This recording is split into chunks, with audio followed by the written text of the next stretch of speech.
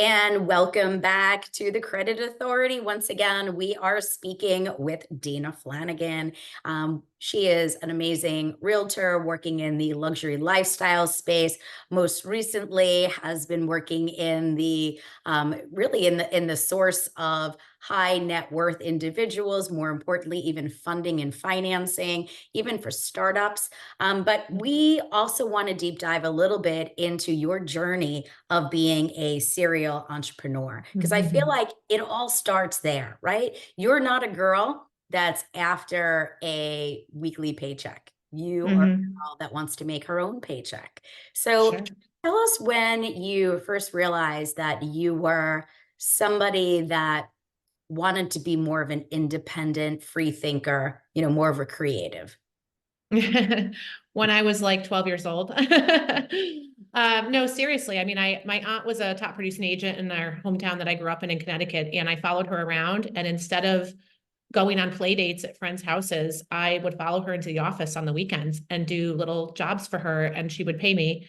Um, And I got to be around all these business women that drove nice cars and looked like they were having a great old time chatting and laughing and showing these luxury homes. And I got to come to some of the open houses. And so I liked that. It fueled me, and I knew I wanted to be like that.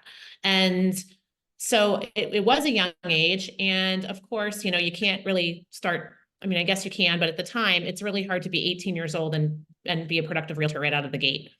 I went to college for a bit, really just like wanted to pull my hair out there. I just knew it wasn't for me.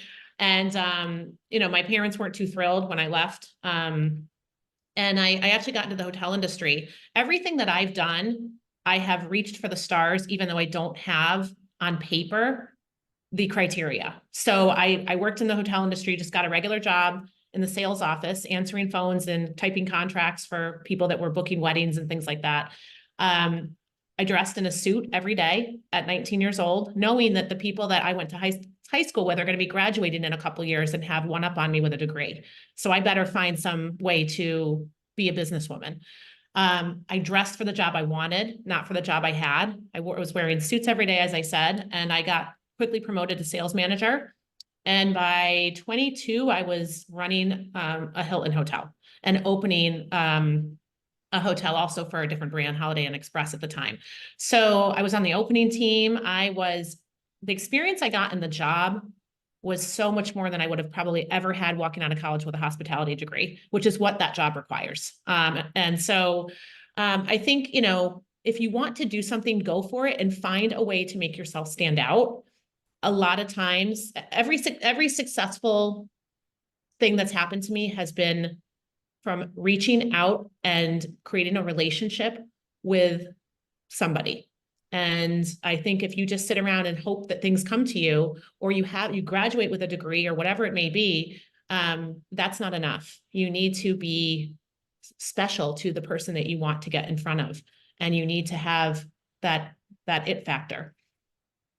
I love that, and let's go through, again, I'm an entrepreneur, you're an entrepreneur, and there's always those, I don't want to use the word challenge, right? But there's always Mhm. those challenges. So there are times people will say to me, "You're so friendly and you're so well spoken, and you can go in and command a room." And you and I have been together plenty of times Mhm. where I could say that about you, and I know you can say that about me, but there's always still a little bit of fear. So Mhm. when you meet somebody or you're walking into a room for the first time, what advice would you give to somebody that is paralyzed by opportunity that might be staring them right in the face?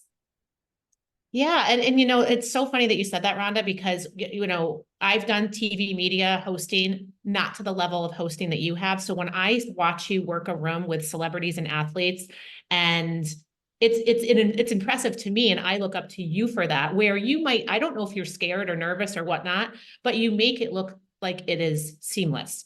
And I know that there are people that think that about me in the areas of expertise that I have. And yeah, sure. There are some events that I walk into that I feel more comfortable than others, especially if it's an event that I don't know anybody and I'm just kind of walking in there to meet people.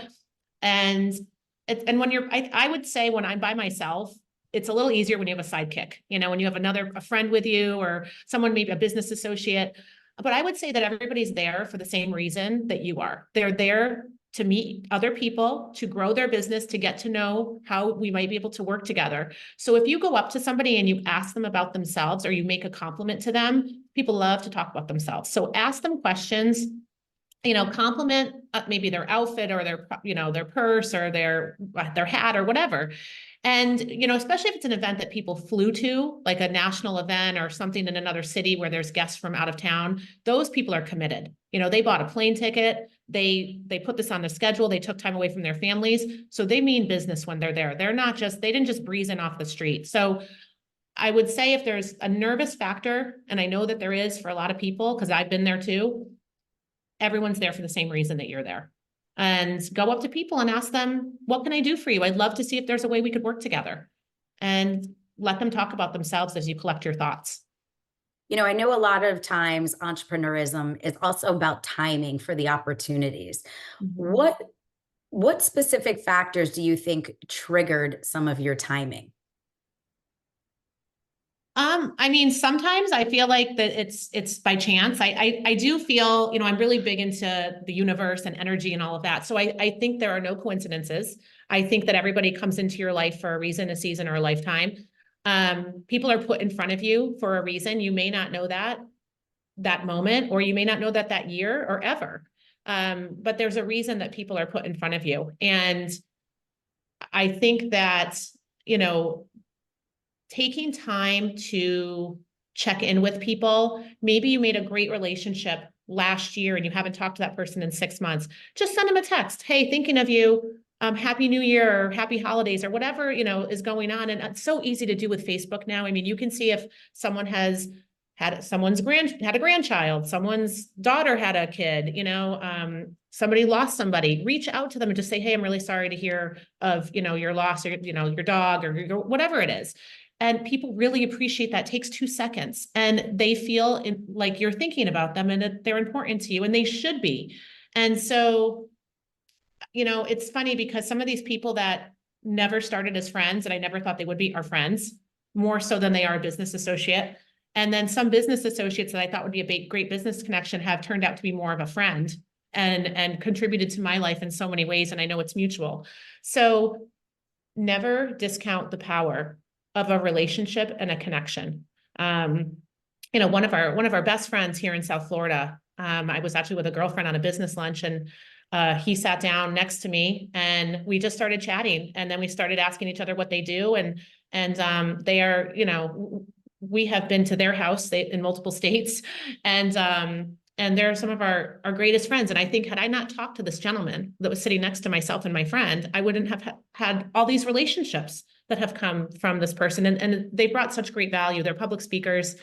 I think they're put in front of us as a reason. And, you know, we have very similar lifestyles. So never discount a quick chance meeting or a quick hello and always look for the opportunity in everything. It doesn't have to be about a sale.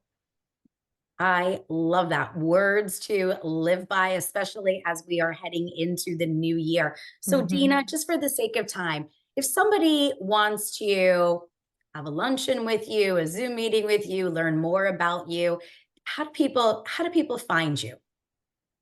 Yeah, thank you. So my email is very simple. It's dana@danaflanagan.com.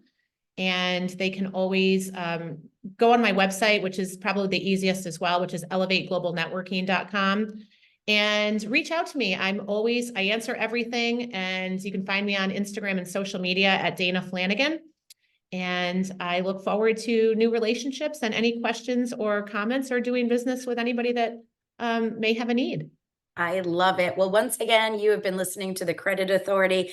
This week's guest was my friend Dana Flanagan. I hope this episode was as much fun for you to listen to as it was for me to participate in. As we end our final show of the season, I want to wish everybody a healthy and happy new year. And I am looking to a really impactful 2024. Until next year, everybody, I am your host, Rhonda Kulch, and I'm looking forward to sharing more experiences with you in 2024.